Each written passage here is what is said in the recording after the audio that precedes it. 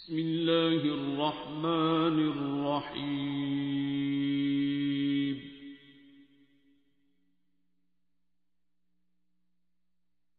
الرحمن۔ شک اچھی چیز ہے یا حق اچھی چیز ہے؟ حق ہے یا شک ہے؟ وہ تو شک ہے نا۔ موجود کیا ہے، حق یا شک؟ حق کہتے کسے ہیں؟ اللہ کو۔ تو اللہ ہے یا شک ہی ہے؟ اللہ ہے تو آپ نے ہاتھ دھوئے ایک بار، ہو جاتا ہے، میں وہ وجہ نہیں بولنا چاہتا سب کے سامنے، ہمارے سے ہی جب ہم بہت نیکیاں کر رہے ہوتے ہیں، بہت نیک عبادت گزار یا اپنی تئیں تقویٰ میں اللہ کی راہ پہ ہوتے ہیں، اس میں کہیں بڑا بول کبھی بولا جاتا ہے، کسی گندے کو بندہ کہہ دیتا ہے کہ تمہیں تو پاکی پلیتی کا ہی نہیں پتہ، کچھ 6 بندوں میں کہہ دیتا ہے بندہ، کہیں وہ جو کمزور آدمی ہوتا ہے جو اپنی پاکی رکھ نہیں سکتا، اس کی کوئی اپنی مجبوری ہوتی ہے یا اس کا IQ ہی اتنا ہوتا ہے یا جو بھی ہوتا ہے، وہ تو کچھ نہیں کہتا، لیکن کئی بار وہ بس ایسے ہی دیکھتا ہے۔ کاکروچ اپنی غلطی سے تو گٹر میں نہیں ہوتا، ٹھیک ہے، یا طوائف ہیرا منڈی میں اپنی مرضی سے نہیں ہوتی، کوئی اپنے شوق سے ننگا نہیں ہوتا،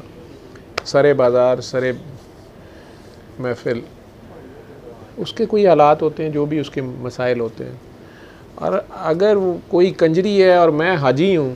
میرا کوئی کمال نہیں ہے، یہ اس کی توفیق سے ہے،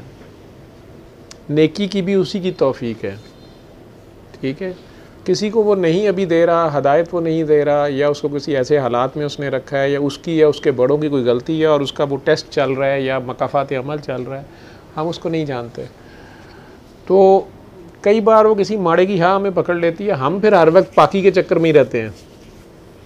تو آپ جب ہاتھ دھوتی ہیں تو آپ کو پتہ ہے کہ ایک بار میں نے دھو لیے ہیں، ٹھیک ہے، تو سرکار دو عالم نے یا نبی پاک صلی اللہ علیہ وسلم نے اتنی پاکی نہیں کہی کہ ذرا سی جو آپ کو نظر نہیں آ رہی اس کے پھر صابن سے دھوڑتے رہیں، کسی بھی عمل کے اندر جنونیت اختیار کرنے کو انہوں نے نہیں کیا، ہاں اللہ کی طرف سے آ جائے تو وہ اور بات ہے، مجذوب جیسے ہوتا ہے، میرے پاس بچہ ادھر بیٹھا ہوتا ہے آج نہیں آیا، یا یہ پہلے اس حالت میں تھا، یہ جو ابھی میرے تسمے کھول گیا جب تو ماشاءاللہ بہتر ہے، تو وہ تو اللہ کی طرف سے ہے، لیکن جو ہوش کے لوگ ہیں اور عالم لوگ ہیں جن کے پاس علم ہوتا ہے، جنہیں اللہ علم دیتا ہے، ان کا ٹیسٹ بھی اتنا بڑا ہوتا ہے،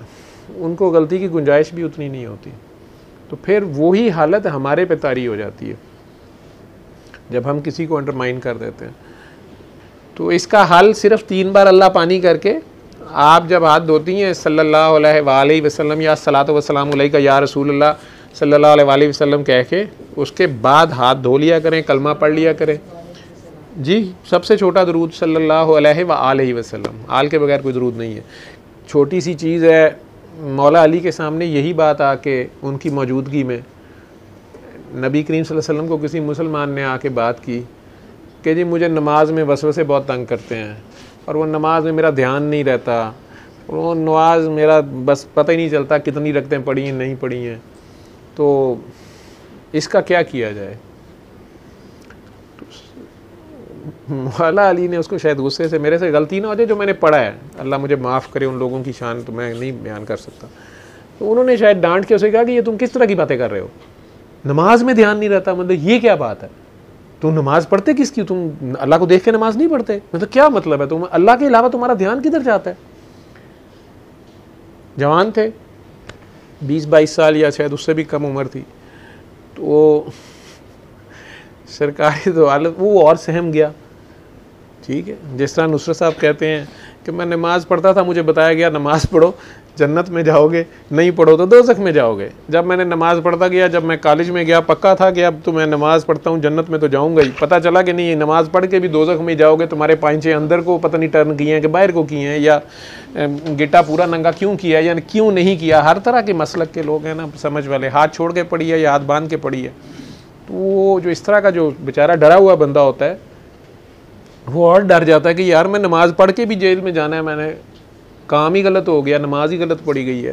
تو وہ اور کنفیوز ہو جاتا ہے کہ یار اس سے تو نہ پڑھنے والے بہتر تھے، چلو اس میں یہ تو پکا تھا کہ دوزخ میں ہی جانا ہے، تو اس میں تو ابھی تو سرکار دو عالم نے مولا علی کو منع فرمایا، انہوں نے کہا علی ہو جاتا ہے، ایسے بھی ہوتا ہے. اب وہ جو اپنی نماز پڑھتے تھے وہ اپنی نماز کے حساب سے، وہ کہ سرکار کس طرح یہ کہہ رہا ہے، مجھے لگتا ہے یہ ہمیں مذاق اڑا ہے، مطلب یہ نماز کا کیسے نماز میں دھیان کدھر، نماز ہوتی ہے اللہ کے لیے ہے تو پھر نماز میں دھیان کیسے چلا جاتا ہے.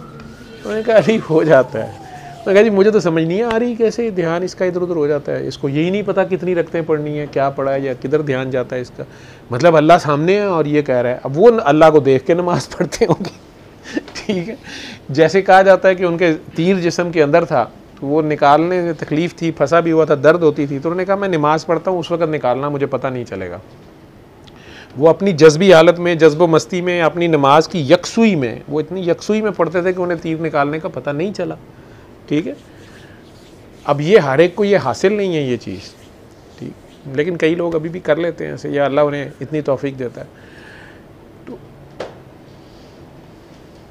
لیکن اسی نماز کی حالت میں وہ ہیں، اسی نماز کی حالت میں ہیں، اور بلکہ اپنے معشوق کے پیچھے نماز پڑھ رہے ہیں، نبی کریم صلی اللہ علیہ وسلم کے پیچھے مسجد نبی میں شاید نماز پڑھ رہے ہیں، اور دروازے سے کسی سائل نے آواز دی ہے، ان کے پاس کچھ نہیں ہے، انگوٹھی ہے، اور رکوع میں ہے، وہ رکوع کی حالت میں ہے. تو اب یہ دھیان ان کا سائل کی طرف ہے، یہ عجیب بات ہے، ڈیوٹی کی طرف دھیان ان کا پورا ہے، اصل ڈیوٹی کی طرف. تو انہوں نے اپنی انگوٹھی اور کچھ نہیں تھا، انگوٹھی اتار کے اس کو دے دیا، حالانکہ نماز پڑھ رہے ہیں. قرآن کی آیت آ گئی کہ ان لوگوں کے درجے اور ہیں، حالانکہ جو نماز پڑھنے والے باقی ہیں وہ کہیں گے یہ کیا کر رہا ہے نماز میں، اور وہ بھی حضور کے پیچھے نماز پڑھ رہا ہے، دھیان اس کا دروازے کی طرف ہے یا اس بندے کی طرف ہے اور انگوٹھی دینے کی طرف ہے. اللہ کی آیتیں آ گئی ان کی تعریف میں جو قیامت تک ان کے لیے ہیں، انہی نے یہ عمل اپنایا کہ جو رکوع میں بھی زکوٰۃ دیتے ہیں. ٹھیک ہے، جھکنے والوں کے ساتھ جھکو. اب یہ جھکنے والے پتہ نہیں کون ہے، تو جھکنا بھی نہیں آتا لوگوں کو. خیر، تو وہی کہہ رہے ہیں کہ یہ کیسے کہتا ہے نماز میں دھیان نہیں رہتا. جو میں نے واقعہ پڑھا ہے اللہ جانے کتنا صحیح ہے، تو اللہ معاف کرے اگر اس میں کوئی غلطی میرے سے ہو جائے. اس میں سرکار دو عالم نے کہا کہ اچھا چلو یہ جو جبہ ہے نا میرا، یہ تم رکھ لینا، تم 2 رکعت نماز پڑھو پورے دھیان سے، تو یہ جبہ تمہیں دے دوں گا، ہو جاتا ہے دھیان. انہوں نے کہا آپ کہتے ہیں تو ہو جاتا ہوگا، لیکن میرے ساتھ ایسے ہوا نہیں، پتہ نہیں، مجھے نہیں سمجھ آ رہی. کیونکہ وہ حضور سے بحث تو کرتے نہیں تھے، لیکن اپنی لرننگ کے لیے وہ کر رہے تھے، ان کی جو سمجھ تھی اس میں. وہ انہوں نے نماز جب ادا کی 2 رکعتیں، جب انہوں نے سلام پھیرا تو سرکار دو علیہ وسلم نے فرمایا کہ علی یہ جبہ دوں، لے لو. تو انہوں نے فرمایا نہیں، میں نہیں لینا. انہوں نے کہا کیوں علی کیا ہوا؟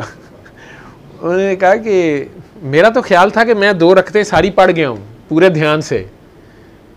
لیکن یہ قعدے میں سلام پھیرتے پھرتے مجھے خیال آیا ہے کہ ساری نماز تو میں یہ سوچتا رہا ہوں کہ نماز تو میں دھیان سے پڑھ جاؤں گا،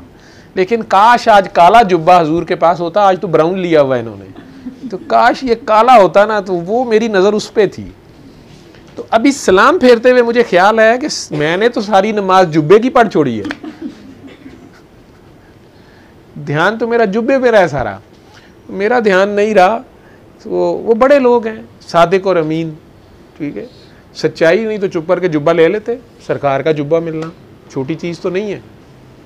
وہ بھی بھری محفل میں ایک قسم کی دلیل ہو رہی ہے، اپنا آرگیومنٹ ہارنا ہے انہوں نے. تو بندہ کہتا نہیں جی مجھے نہیں کچھ بھی ہوا، لیکن وہ علی ہے کل ایمان، انہوں نے بڑے آرام سے مان لی ہے کہ نہیں جی نہیں، میرا دھیان تو ادھر ہی رہا ہے. تو دھیان شیان ہو جاتے ہیں ادھر ادھر، وسوسے شیطان ڈالتا ہے. علم القرآن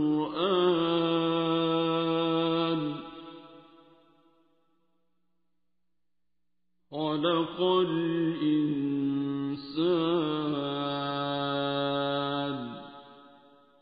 علمه